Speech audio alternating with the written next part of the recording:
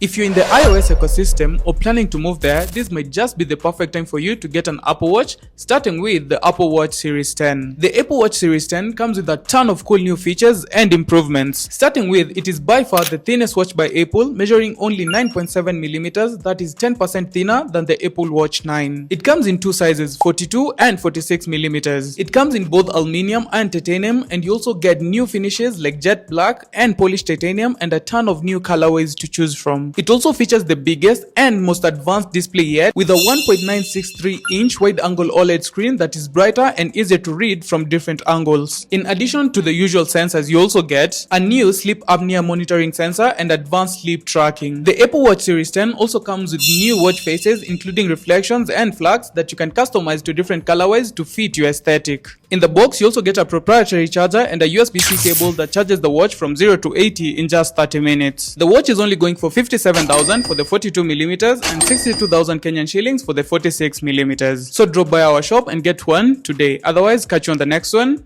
Cheers.